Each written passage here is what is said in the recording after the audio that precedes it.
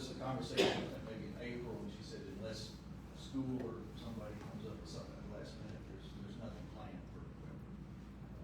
So no, you have market risks.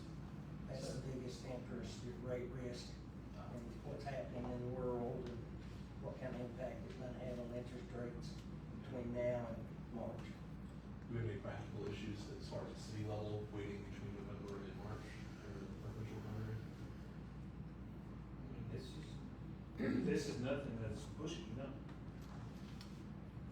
mean, I guess we could, given that much time, we could really get down to the brass tacks and get our projects together that we want and get the wording correct.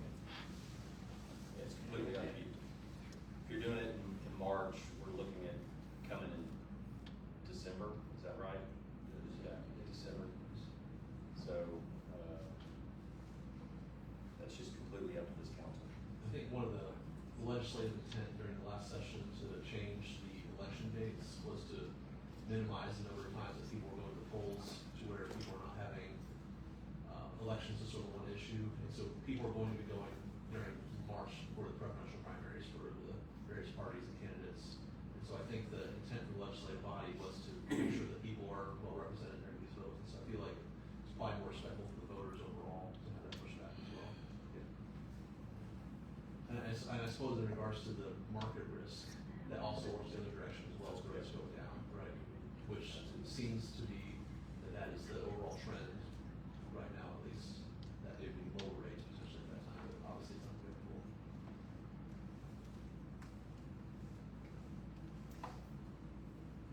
It's more time to craft a message to the voters too. Get some time. Yeah, and if you want to go that route, that's fine. I would say I'd start working on this sooner rather than later. Not look at the December deadline of, hey, let's get this started in November, but let's go ahead and get it called. There's no front end limitation. So it used to be you had to call it 120 days or no earlier than 120 days before the election. They got rid of that, so it's just 70 days in advance. And so if you all start working on this and feel like you're prepared to move forward, just let me know. I just need kind of a starting point, and I can get something together in draft form that you can look at over multiple meetings. You can make tweaks, and you might feel like you're more prepared at that point. Are we wanting to discuss like potential projects or is that something for later? I think we do that later, no. We'll get the chamber involved. Chamber would love to be involved. We would love to be involved. So will you need a vote for us? I do not have an agenda item tonight. You just No, say sir. we're going to delay this until December. Yes, sir. Whenever y'all are ready to Is go. that okay with y'all? Yeah, we can just to say, here's a pool of money, so how do you want to spend it? So, Well, we find ways to spend it. yeah, I'm not thinking good. Well, I want. The other issue that probably we'll want to think about sooner than later is the second piece of the water sewer. You want to talk about that now? Yeah, we can talk. Thank you. Thank you. You're welcome. Thank y'all. So the same packet, if you go to page 8, just a brief update on the water and sewer. So as you remember, in December, we issued $10.5 million, which we did a complete restructure of the 2012-2019. We cleaned up all the documents. So now the only two deals outstanding are your small NRC loan you have, plus the 2024 issue that we just closed on. And in that 2024 issue, we gave you $6.7 million in new construction money, which went towards the $15 million capital improvement plan. So I updated basically the same rates as what the sales taxes are hovering around 5 right now. And based on the rates that you've already adopted in October of last year, and based on the projections from Dan Jackson, I ran a $5.5 million new money transaction. And as you can see, here's the debt service on that. So 5.5 million plus your existing debt service, the maximum on all 3 loans would be about 1.13 million. If you turn to page 9, that just kind of shows the projections on your debt service coverage. So when we did the bond issue in December, we were at about 120 coverage, which is a good amount of cushion. We like to have at least a 120. We also have to have a 120 to issue bonds. calculated to your interest yet. So if you look at the projected 2026, that is based on what you've already allocated in the rates. So we'd be about where we are. So I say all that to say, you could do approximately 5.5 million right now based on those rates. One thing to consider, we do have to have the updated 2024 audit, just like last year, we had to wait for the 2023 audit. And so as soon as we get that, we can really get the ball moving, on the water and sewer project. So I would say all that, so you have 6.7 million in December, let's just say 5.5 right now, there'd be about 3 million left for next year or the year after to finish that total of 15. And that goes with the rates that you've already adopted in October. So, I think 15 million, I think was your original price tag when you were looking, when we first started doing this. we'll defer to y'all on that, if it's changed, but I think that was the original plan. Any questions on water sewer? We want to be brief on the update on that. No, I think good. We don't do this, I mean, we just wanted to do this, so. We've got projects that we need to go with. Yeah, this falls what you've already adopted last year, so it's really just when you want to move forward after we see the audit. And we're, all Chris is supposed to be here this week. Yeah. We should have that come around pretty soon too. Thank you all for your time. I know it's a lot to think about for the next few months, but we appreciate you having us, and I'm glad to come back in December. Thank y'all for coming tonight, and I'll be in touch with you later on. Yes, sir. Get a plan together. Yes, sir. Put it together, get some verbiage correct. Okay, sounds good. Okay. Thank Thank you you all. very much. Thank y'all. Appreciate it.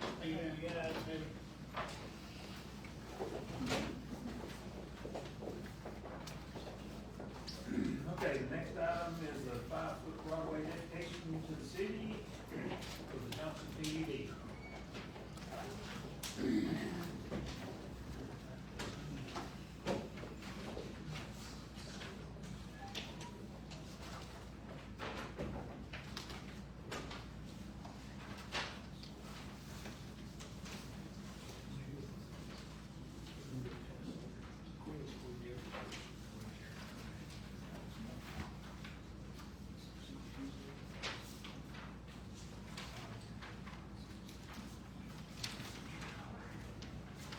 So what, this subdivision PUD that was approved at the last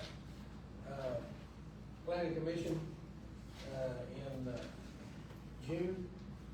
And in that dedication, because it's a minor subdivision, it don't have a preliminary and then a final, it basically is a final. There's no improvements, no roads, nothing, anything that would warrant a preliminary subdivision.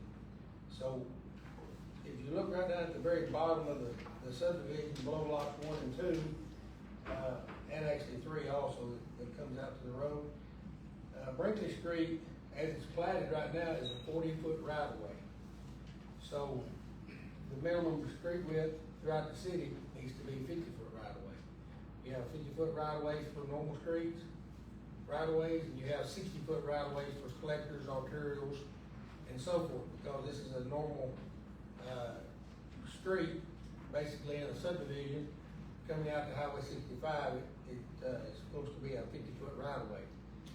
Because it's 40-foot right-of-way, you gotta dedicate the other 10 foot. Well, normally the 10 foot would come half off of one side, which would be the south side of the street on this case, and then half on the other side of the street, which is the north side, what Mr. Johnson be dedicated to the city, his part, which would be 5 foot.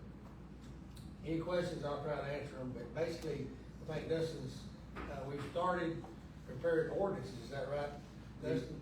We do need to be doing ordinances on these. The plan is to do a catch-all to kind of just accumulate with an exhibit, all the ones to catch up with.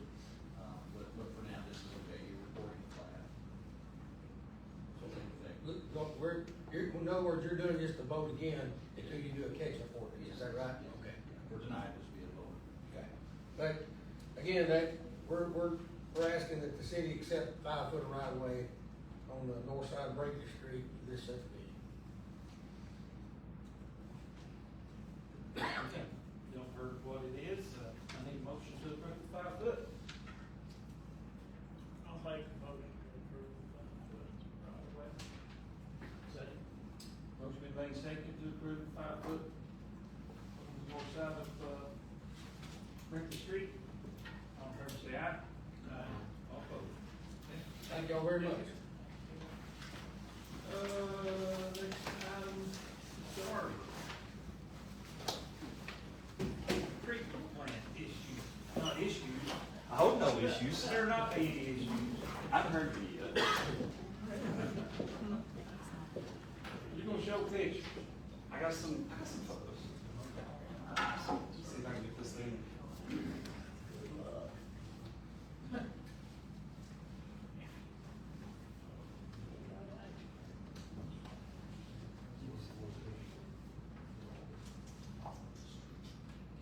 I should have done this before. I was thinking you could solve the matter if you had it set up for you. No, probably not the wall.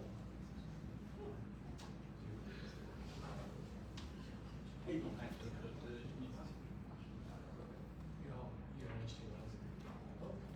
He's there.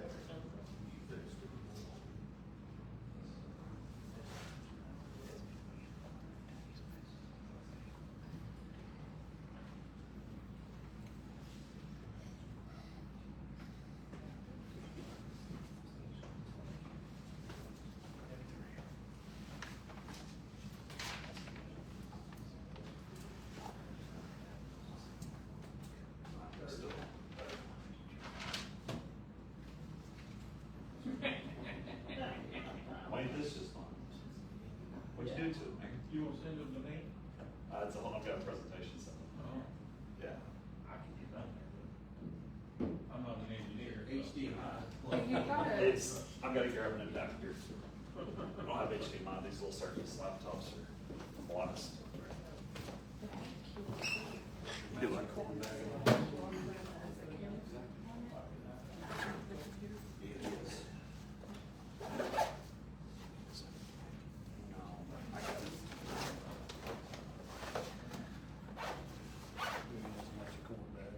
I do have a magic corn bag, which I'll have.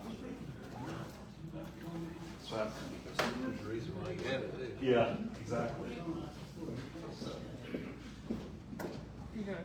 Travel around as much as I do. It's that eight on the left there, the wire just sticking right out, on the left side.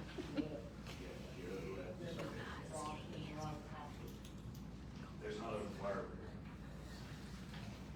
There's a USB cable that's to the board. Okay.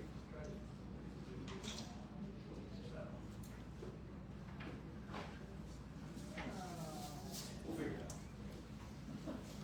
You want Scary Goose my I do.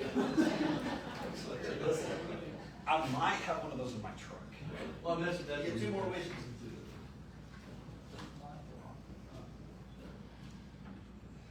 That is true too. All right, let's try it this way.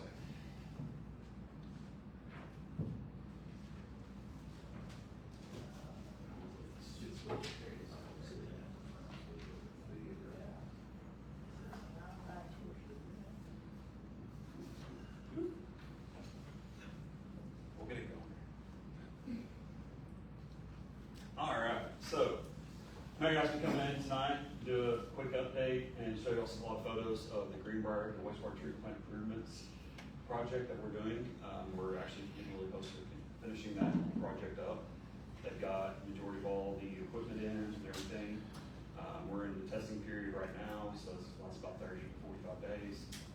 So it should be wrapped up in August timeframe right now. So pretty much, like I said, this project started about a year and a half ago, March of last year really. And so they've been, Van Horn Construction's been out there on site. They're based out of Russellville. They've been doing an amazing job. I know Caleb's talked to them quite a bit. Adam's talked to them. Honestly, and the mayor's made the comment of problems out there. Realistically, this project has gone about as smooth as you can hope. as I say that, I better knock on wood because we're in the testing, so make sure nothing happens. So I'm going to just show a few photos and stuff here, just kind of talk a little bit about what the project is, why we did the project, and just kind of give you all some general updates and everything. I'd encourage you guys that after this, here in a couple weeks, it'll be kind of wrapped up for the most part. Go take a look at the project itself and understand. Get kind of your boots on the ground and really understand what this facility does and how important it is to the city. There are cities all across the state right now that the single biggest issue they're facing is wastewater. Open up the Northwest Arkansas Democratic Gazette just about any day of the week, and there's a news article in there about that. So getting ahead of it is a great way to be. So the wastewater project consisted of required improvements and upgrades to the existing facility. So this is just kind of an aerial image I stole from Google Earth about your existing facility. These are actually prior to the update that was done in about 2011, 2012. These were actually your aerated basins where all the wastewater would go into. And then there was an old sand filter here. And these were some older facilities here that were not used, and then chlorine contact. All the flow for the whole city of Greenbrier comes in down here. And we just finished a 24-inch sewer line. That was one of the big projects that comes in here. There's your headworks, your influent pump station, everything's pumped from here up to the top of the hill and runs through your existing facility. So these are SBR basins. There's multiple operations that are going on inside of these basins at any given time, from aeration to settling, clarification, pumping out waste. Your kind of post-aeration settling, and then it goes down to chlorine contact currently, which is what disinfects the wastewater before it's actually kicked out to the creek. It's about a quarter mile south of here, so there's pipe that runs all the way down. So all the water that actually comes out of this plant is treated, it is disinfected, it has been tested, and has been passed all the requirements to be clean water so that can be surface discharged. So what we did though was, there were some little things that were going on. There were some big screen issues that had to be addressed. There was a lot of issues with the existing screen. That removes a lot of the bigger materials before it even goes into treatment. So we did a lot of unused equipment. So I showed you that old aerial. A lot of this stuff that's kind of sitting, you see the old roof here. I think the mayor actually worked in that building whenever it was actually operational. Some old equipment that's not really used. The inflow screens, pump station, there was quite a few issues down there as far as how it was removing efficiencies, the effectiveness of it, the equipment failures. I know Caleb was constantly chasing repairs and trying to get stuff done and making things work. It was, it's only a 10-year-old piece of equipment that had a lot of failures. And then also, one of the big things was removal of chlorine feed system. And that actually came from the state level because they're trying to get rid of all the chlorine gas fed systems. I don't know if you know, your system used to run on chlorine gas. Well, chlorine gas, there's an instance with that tank, and that tank goes boom. You now release chlorine gas, which is highly, it'll kill everything, kind of within the range of where the gas is. So try and get away from that a little bit, and also get away from the residual chlorine requirements. So the preliminary package that we did included screens facility, inflow pump station, SBR facility, UV disinfection facility, and a control building and generator. So I'm kind of walk through each one of those, tell you a little bit about it, and also show you some photos of kind of some before and after where we have it. We'll start down where all the water comes in. This is your screenings facility. So this is the very end of the plant. This is where everything comes into the plant, except for you do have one line that comes in here, and it used to dump in here. We've actually got rid of it dumping directly into this pond and really get a lot of treatment or screening. And it goes all the way down to the headworks now, so it's completely screened prior to it going into anything else, dirt removal and everything. So it combines with all the flows. So that actually all flowed down there. So this was the old piece of equipment. This mechanical system is almost a straight up bar. And so what happened was you had a big rake that reached down there, and there was a little bit of screen on the front, and material built up on that rake would reach down there and pull it up about 20 feet. Well, during that process, a lot of stuff got pushed to the screen, fell back into the channel, bypassed it. It wasn't working real effective. And then on top of that, I mean, Caleb, how often were you fixing the hydraulics on this thing or trying to make it work? Or At least quarterly. so it was always having malfunctions, always down, trying to use the bypass screen. And so it caused a lot of problems to the downstream facilities like the pumps, the SBRs, the UV, or not the UV, chlorine, because it didn't allow it to properly do its job. So these upgrades were performed to make it a little bit more efficient, and clean the water a little bit better on the front end. They actually installed the new screen last week. So new 4 million gallon a day multi-rate bar screen. I say will be, it's already, it got it installed. So this is actually a rendering of the entire facility. So the existing screen is this right here. And so we just put in a new screen directly beside it and what's called a washer compactor. Right now, all that trash just comes up and dumps into a dumpster. That means water, that's anything that's picked up from that thing, and it does not do a great job in the way it's set up right now.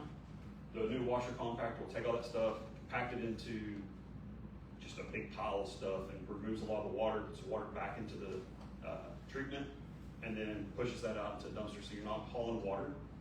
A lot of times when they have that dumpster come in, they have to do it about halfway full, because the rest of it's all water. And so they're pumping about 60–70% of that water. So the new screen will go in. It's actually got an automatic system, so it's same as the old one. This one though is kind of a continuous run, so it just kind of sits there and spins like a little belt all the time. So stuff gets picked up, it brings it up over the screen, goes up to the top, dumps it, and has a washer to make sure all the stuff gets off of it, and it goes down to that new washer compactor.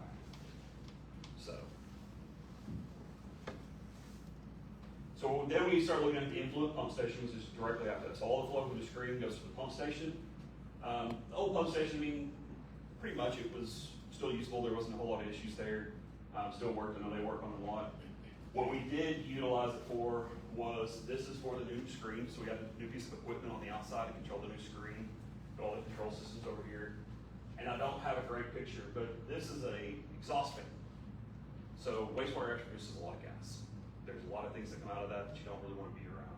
And so it's a health and safety issue. That old exhaust fan, and there's these louvers here, they need to be upgraded and replaced, so that was one of the big things too. So now whenever you open the door, you flip on the switch, you get fresh air sucked in there really quickly, and so it's a lot safer environment for Caleb's crew, for Adam, and all those guys out there at the plant. It's a lot safer environment for them, a lot less humid, and they can control that gas issue. So really, it's not a whole lot of upgrades to this facility overall. Next was SBR facility. So this one, for the most part, this is your workhorse of the entire treatment plant right now. This is where I'd say 80%, 90% of all the work for the treatment plant actually is done. Because all your biologicals that make it through the screening, make it through the pumps and everything, there's a little grid chamber here. Everything comes into here, and that's where you use microbiology, starts coming into play, and you really start breaking down all the carbon, all the organics, all the material that you don't want to be downstream. So this overall, the basins themselves are in good condition. The equipment for the most part there were several control valves that were supposed to be able to be operated, electrically operated from locations, so that controls how much air is going in, how much stuff's going out, controls how your flows are split. Those were never connected.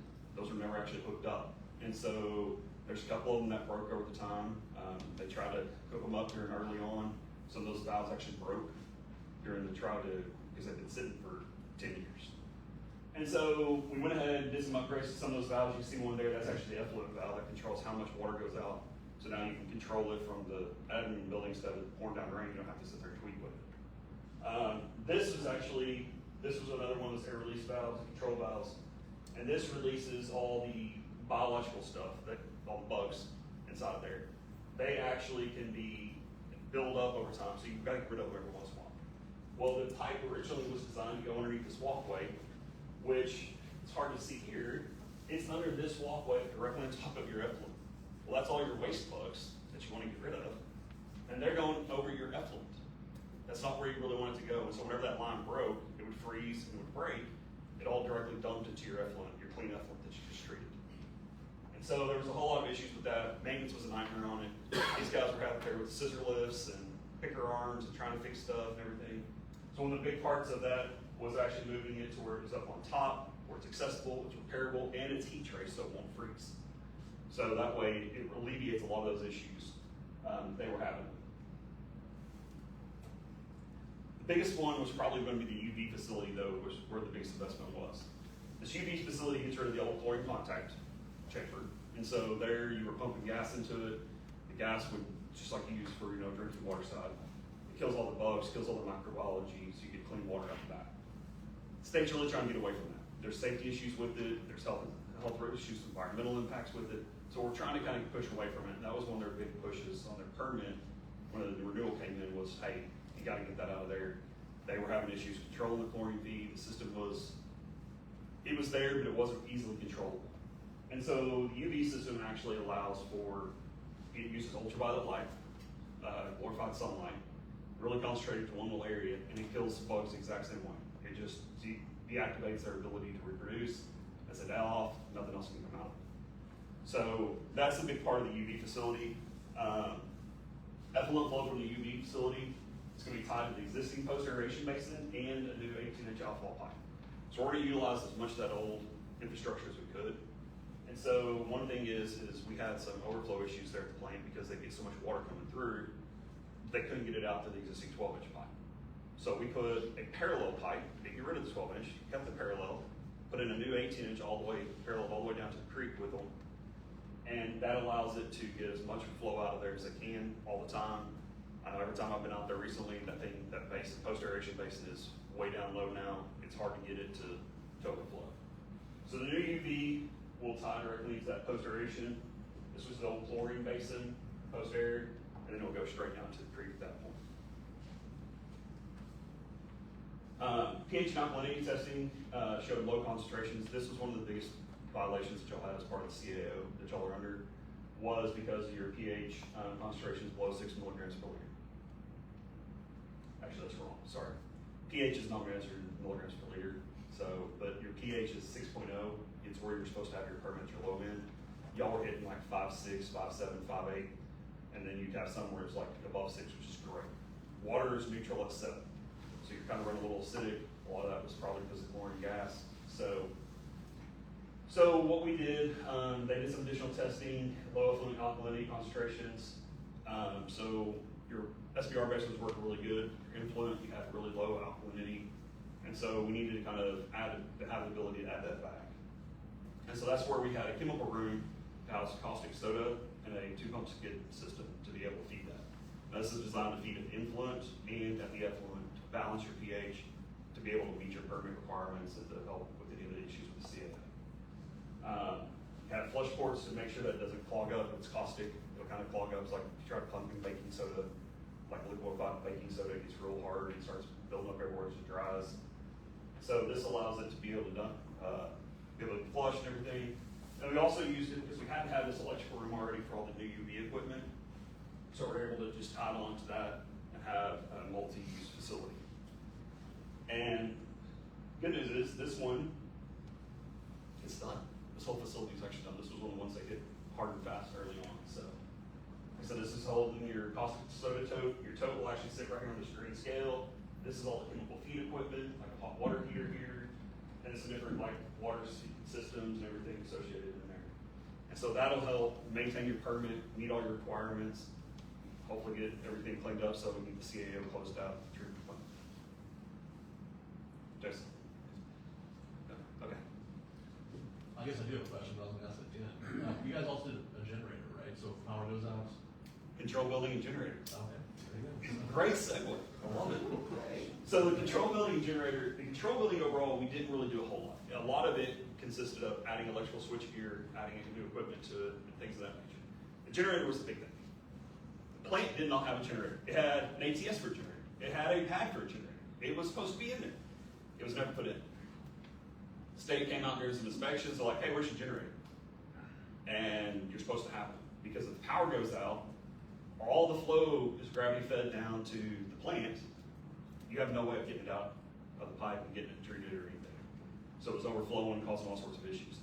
That was, I think, the single biggest part of the CAO was the overflow issues of the influent of the plant during power outages. I'll be able to sleep when it rains again. So a 400 kilowatt generator was part of this. That was a big price tag on this project, was getting that all the equipment, the control equipment, the ATS. So now if the power shuts off, it automatically kicks the generator on. It transfers power from the grid system over to the generator system, and that generator can run all the plant. And so it keeps it maintained and operational whenever there's any issues. So as Keller said, if it's storming and power goes out, he doesn't have to worry about it. He can still check on it and know it's there, but overall it's taken care of now. So that's actually the new generator sitting right there. It got installed Couple weeks. about a month ago, maybe. Probably about a month ago to actually Well, put in place. we turned it on and testing. tested it a couple weeks ago, ran like a champ. Yeah. Is it natural gas or what power is it? So this one's actually diesel powered. Okay. We looked at natural gas, that means we'd have to run a big natural gas line all the way out there to the site. A lot of them are going to like a dual fuel, so you can do dual fuel, diesel and natural gas. But again, there's not a line right there that we could tie on to be able to accommodate that. So theoretically, if they're diesel tank, how long would that last for? I think that one's got enough, I'd have to look back at that, but I wanna say it's got like a 48-hour runtime on it. So this whole, so the generator and all this down here is diesel. And the nice thing is it sits right next to the road. So if they have to, getting a diesel tanker in there, you can get back in there and hook it up really quick if you're out extended period of time to be able to run it, so. Same one we have out here is also diesel. We're gonna put a bulk tank into rotation for like emergency situations, just in case, you know, we ever get snow in or whatnot. And we keep diesel on 2 different sites here. Do you have a way to monitor that remotely? That The generator, generator, I think there's some. I think there's like some, we don't have it up yet, but I think there is an app that you can use for that. Yeah, there's supposed to be some controls built into it. We're still trying to figure out. We've actually got a guy coming next week to give us the rundown on all that. So, and that was part of the next part of that was actually extensive upgrades to the entire electrical system. So everything from lighting to generator controls to the ATS controls, power panels for the UV, how the aerators were handled during the lagoon system, how the buildings were powered. I mean, y'all had 3 meters out there, I think, early on. We're down to 1 meter now. So everything can be better handled. Leslie doesn't have to sort through 20 different files to try to find what's going on. So all these different control systems and all of this was kind of added inside of there as well. There were some more controls added such that the plant staff could access it easier, operate the whole facility easier, and keep everything running. So overall, that's the majority of the pictures I've got. That same shirt you got on today? I don't think it is. I can see it on his head. Never mind. I do have a bunch. I've got quite a few pictures. I'd love to show you some more. There was one part I did skip over a little bit. One of the things that we did as well was, so those ponds right now, the ponds weren't actually part of your permit. You weren't supposed to be using those ponds. They were actually classified as landfill because of all the old material inside of there. And so there was a process going into trying to fill them in, and the state was like, hey, you gotta stop that. What we've done is we've modified the permit now, and so one of the big things is y'all's plant's only rated for 0.9 mgd, 900,000 gallons a day of treatment capacity. But you've got these 2 really nice ponds sitting there that can hold a lot of water. So to help alleviate some of those high flow issues and alleviate some of that and give y'all some time and some flexibility in your plant operations and before you have to expand it or anything else, we got the state to allow for the re-permitting of those ponds as equalization ponds, EQ basins. So whenever you have high flows, you can now, Caleb and them to have the ability to flip a couple of control valves open, push all the flow to those ponds, hold water there, while also simultaneously treating it. And used to, those ponds went straight to your chlorine contact basin, were treated, and then kicked out to the creek. You weren't really getting good treatment off those. So now all that's been rerouted to where every bit of water that comes into the plant has to run through the treatment process before it goes out of the plant. Before they did this, we would have to set up full water transfer jobs, rent pumps and pipe and pump it all the way around the plant to put it back to treatment, which is very expensive. Yeah. So does this increase us beyond the 900,000? No. The capacity, the permitted capacity of the facility is still 900,000 gallons a day. We can just hold way more. What do we If we use? get hit with a massive surge, we can hold it in place. It gives us more volume inside the plant. We're not necessarily letting it out of the plant. So you like and then call it catch up as you. Yes. Okay. You What do we detain- treat on an average day? On average, about 600. We're below our 900. You let and a then- good rain come and we get real close to that 900 though. And one thing we made sure. We're fixing that though, right? Yeah. And one thing we did make sure to think about too was it wasn't just, hey, let's go to 900, let's worry about that, is the screen's designed for 4 mgd. That's 4 times your capacity. That's 4 times larger than what you have to treat right now. So that screen gives you capacity for the future. And we've also set up a design so that in the future, if there's continued issues with the hydraulic screen, we've already got a plan in place that you can take out the hydraulic screen and put another duplicative right next to it. And so now you have 8 MGD of screening capacity ready to go. The UV system is designed in the same manner. And so there's full redundancy in the UV as required by the state, by environmental. And so what it allows though is, during peak flows, you can push a lot more water through that UV system and through those effluent pipelines, so it's not bottlenecking down everywhere else as well. So it's got that future growth in it already, so that you don't have to come back when, 5 years if you expand the plant, you don't worry about your UV as much, you're not worried about your screen. Now you gotta worry about these other couple of facilities that might need to be changed. So how much could that screen handle theoretically? If we double our capacity, would it handle that? Or? So the screen is designed for 4 million gallons a day. So right now, you're at 0.9 million gallons a day. So that's 4 times of what your design is. Now, there's peak flows that you want to make sure that you have in there, and that's why having 2 screens, redundant screens, that's the rule that you have to meet and everything, so you have those 2 screens. 1 screen can meet 4 MGD, and then you also have another screen that you could run as well. If you exceeded that 4 MGD in the future, you can still run a secondary screen as well inside there, so. Something Jerry didn't touch on, this project, once concluded, it puts that plant to full redundancy. All the way through, we'll have 2 power sources, 2 bar screens, 2 is 1, 1 is none. Yeah. Especially, with something like this.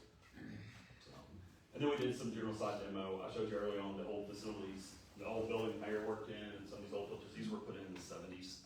They've been sitting out there just holding water. They were snake pits and mosquito pits and just kind of bad thing overall. So the new UV facility actually sits right here. And so we actually removed all that, regraded everything in there, cleaned it all up, got rid of all that old equipment. Kept some of the stuff just to be able to have it for future usage. So how long before we can get rid of that administrative order? So the administrative order, once we finish the wastewater plant, and I think you've got to, I forget what the timeline is that you actually have to show that you're meeting permits and all that, you're maintaining that. The CO had the overflow issue in it, which we've addressed. It had the broken pipe in it, which was fixed, addressed, and covered. We don't even have to worry about it. It was 1 year, actually we're on year 2 or 3 from the pipe break. So really, we've way past all that on it. And then it's gonna be maintaining the plant, making sure that it can meet all the effluent requirements of your NPDES permit. So, and once that's done, we can file for a closure of the CA. So, I'd like to get that off my plate.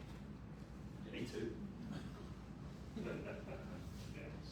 So, no. So that how many was- years did we add to this plant by doing all this?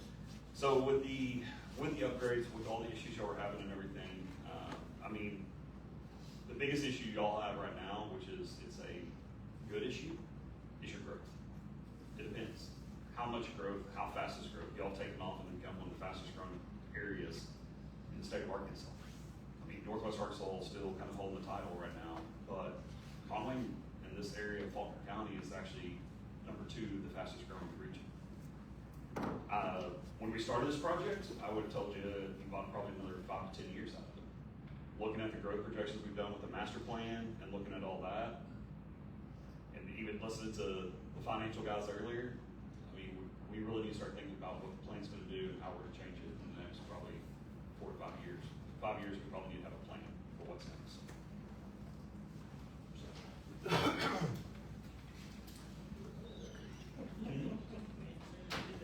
Yeah. Like I said, if y'all want to see much more photos, I've got all those. I've got a copy of the plans and everything I can pull up as well. I've got a whole entire database of photos from the contractor, Halo and his staff, to our guys out there in the field. We've got a guy out there that's been daily out there, make sure they're building it right. So. Okay. Y'all done a great job. Questions? Anybody out here have questions? I would like to let y'all know the Van Horn's been great to work with. They're probably one of the best contractors I've worked with in my career. Wow. They're a very, very good contractor. Been open. Their guys in the field are top notch. So. Well, thank you, Jerry, appreciate it. Absolutely. Daniel, you've done. In front of you, you have a ordinance that my mistake, I forgot to put it on there, but we're going to just discuss it just very little. And then we're gonna just pass it in 3 meetings. We're not gonna have to do, not an emergency, none of that. It's just, the planning commission, I think, has been kind of wanting us to do this where when contractors bring stuff in to be built, it's just like a PUD, it goes to all the department heads first. Let them approve it. Even police, and fire, and streets, and water, and sewer, it all gets approved before it ever makes it to the planning commission. And that's all this is. Should have been done years ago. So, and like I said, there's no emergency, we don't have to pass it, we just want to read it down to that.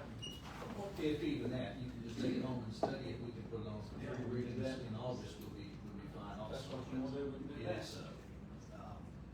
It's just a requirement already on our preliminary subdivisions.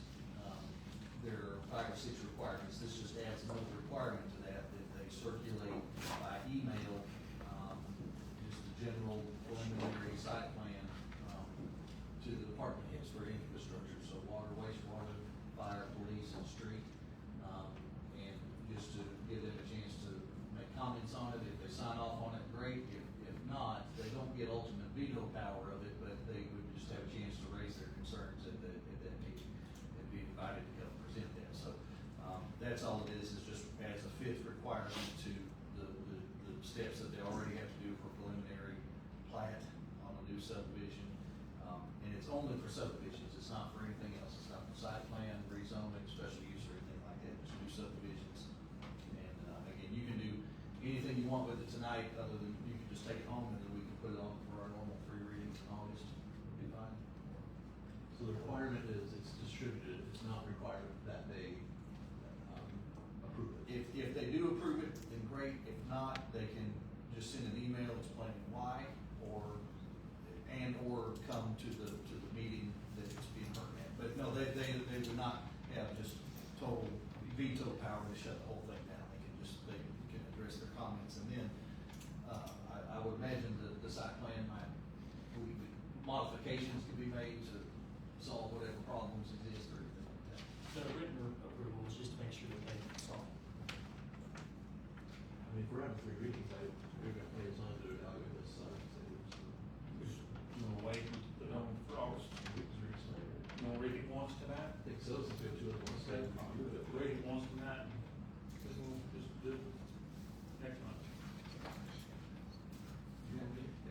Ordinance 2025-5, an ordinance amending ordinance 0695 of the Greenbrier Municipal Code, commonly known as Greenbrier zoning ordinance and subdivision regulations, to create requirements of notice and feasibility review by city department heads for proposed developments, declaring an emergency and for other purposes. Vote on that, or do we wait to Just all. Okay, well, you've heard that first reading, that's all we're gonna do now. We'll have it on for next month.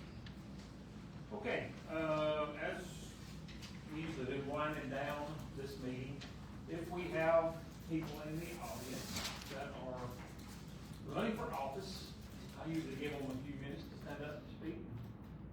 Let's hear what they're talking about. Y'all flip a coin, ladies first, they will do it.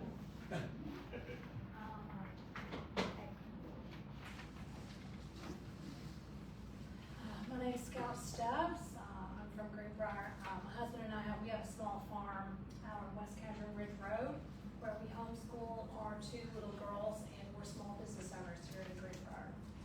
I'm a very small government Republican. I'm very passionate about personal liberties. I think the government is too big, and I think we can do our best to reduce the size and scope of the government. My husband and I grew our small business from nothing. Well, less than nothing. We actually opened with a $10,000 limit credit card. And so we slept at our store, and we built it into a successful chain of 4 stores. And I'm very proud of that. But the only obstacles that we ever faced were those set there by the government. This past session, for example, there were almost 1,700 bills filed in our state legislature. And that doesn't sound very small government to me, especially when you consider that about 80% of those bills, I'm confident when I say that, are not for people like me and you. It's mainly for out-of-state corporate interests, special interest groups, and to make the lobbyists happy down there. And I think a lot of the time when legislators get elected and go to the state capitol, they start hearing more about the big money lobby groups in Little Rock than they do about the people downtown. And that's something that made me want to run for office. I'm experienced in doing so. I've been advocating for small business rights at the state capitol for almost 10 years. I go every 2 years down to session.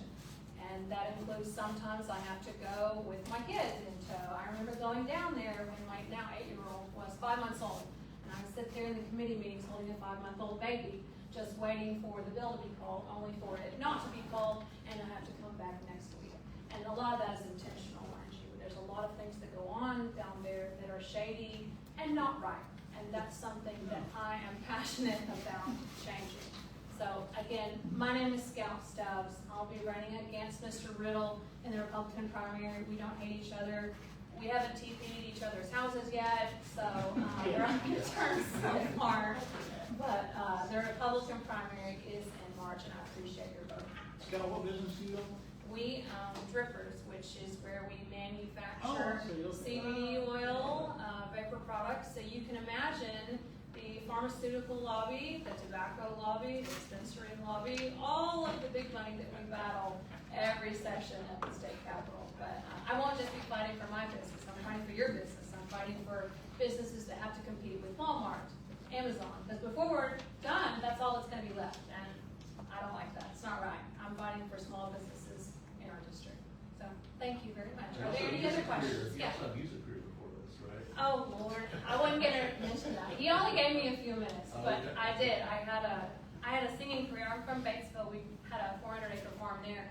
I started singing country music, and I toured for a while. I had a brief career, and then I went to school in Nashville, in Tennessee, where I tried to pursue that, but everybody's good in Nashville. You're, one of a million. So I actually ended up going into publicity, and then I graduated with a publicity degree, and I started working for Total Nonstop Action Wrestling.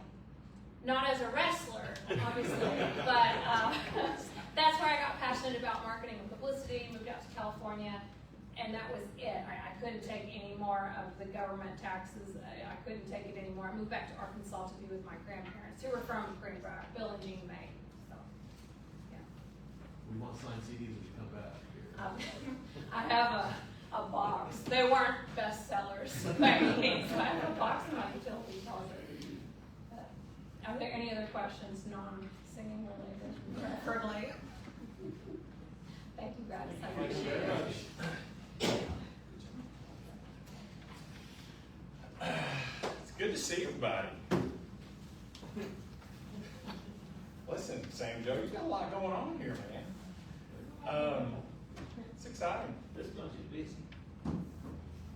Well, let me just say, first of all, I'm grateful that you're here. I served on the school board. I understand firsthand, right? When you're serving the community, there's great rewards, and then there are those challenges. So I just want to tell you, hats off, because you've done an incredible job. For those of you that may not know me or not know me well, my name's Jeremy Riddle, and Scout and I are duking it out, right? For District 42, for Stephen Meeks, he's his position for State House Representative. He's actually going to be term limited, so Stephen's represented this area well, and now we're trying to step in and continue that on as well. Born and raised right here, graduated from Greenbrier. My 3 kids graduated from Greenbrier. Served on the school board for 11 years. 11 years. And let me tell you, of course, Sam Joe, whenever I was on the school board, when you were still over there, and then you moved over into this, so thank you for that.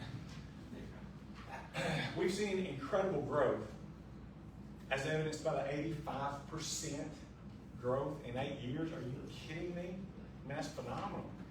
We saw that at the school, and we navigated through that, and a lot of times I was president of the board. But what's incredible to me is the fact that you guys have done such a great job of forward thinking and being able to see kind of down the hall and around the corner, if you will, to be able to see what's coming next and then plan for that. And that has not come without challenges, right, as we've seen at the school and you guys have done as well. But I'm grateful for that. I'm grateful to be from Greenbrier because, I mean, who wouldn't want to move to Greenbrier? As evidenced by 85% growth, people are moving here, and why not? In my opinion, we've got the greatest school in the state of Arkansas. We've got a city council that's forward thinking and planning for the anticipated growth. I'm grateful for that, with good things still to come. Let me just tell you a little bit about where we're at in life right now. Okay, so just kind of let you know where we're at. I've been serving Greenbrier in various ways for several years. And a few years ago, I had the incredible honor of being awarded Volunteer of the Year. So I'm humbled by that. It was quite an honor, and I'm grateful for that.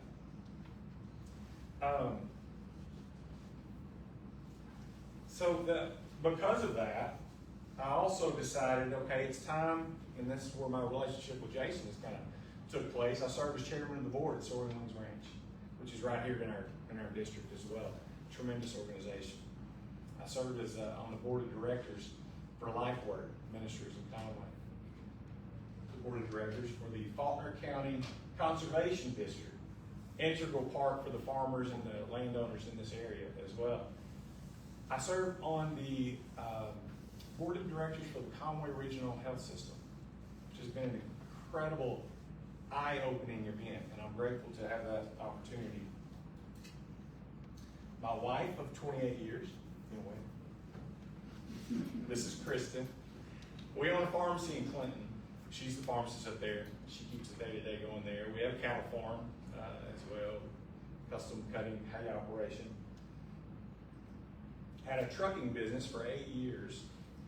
And you ask, Riddle, what are you're mumbling on about all this stuff that you've done? And here's my point. What I feel like I bring to the table for this is a varied background of a lot of experience in a lot of different industries to be able to go to the Capitol and ultimately be able to foster relationships, probably even across the aisle, right, at some point. But the entire goal to that, obviously, is to be able to bring back those relationships and to benefit the community that we have here in Greenbrier. Listen, it's exciting times around the Riddle House right now. We went to, I don't know how many 4th of July celebrations this weekend, and they were all fantastic. Wearing the shirts, Jeremy for Arkansas, right? And, half the time feeling like a dork. But very exciting, and we're excited about this next chapter in our life. I just wanted to be able to come and say, hey, so you could put a face with the name, that we're going to be out there, and if you see us, don't run over my side with a lawnmower or anything like that. Just call me if I need to move. But listen, I appreciate you guys. Thank you for all that you do for the community of Greenbrier, and I look forward to working with you in the future. Thank you. I think from the city's perspective is just common sense down there in that place. Well, they just passed legislation. It was terrible. There's common sense in there. There's no common sense. Well, it's a synopsis right here, and a lot of them affect us. I think we've got two very well deserving candidates that can make the right decisions. That, this, I'm getting on a soapbox.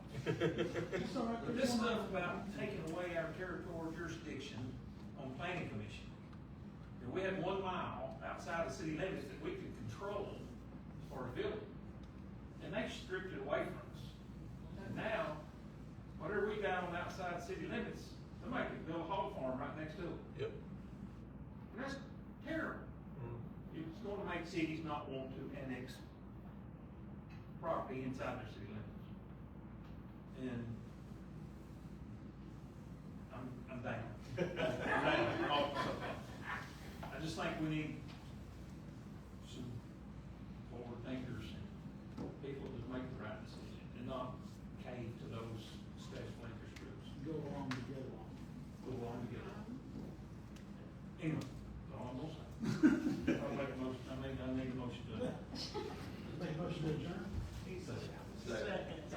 motion in a second to